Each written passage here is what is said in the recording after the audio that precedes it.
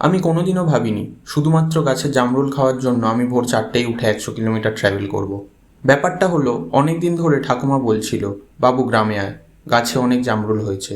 বাস শুনতেই ভোর 4টেই উঠে র্যাপিডো করে ছুটলাম স্টেশনে। কিন্তু গিয়ে দেখি কপাল খারাপ, যেই ট্রেনটা ধরবো ভেবেছিলাম সেটা অলরেডি চলে গেছে।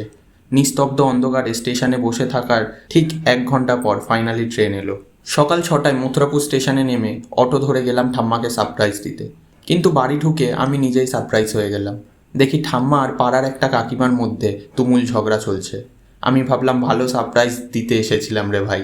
ঝগড়া মিটার পর ঠাম্মা আদর করে খেতে দিল। তারপর স্নান সেরে ঠাম্মা নাতি মিলে শুরু হলো মিশন জামরুল পাড়া। সাথে আরও অনেক ফল পাড়া হলো। কিন্তু উৎসাহ একটু বেশিই ছিল বোধহয়। জামরুল পাড়তে গিয়ে গাছের একটা মোটা ডাল মুরুট করে ভেঙে ফেললাম।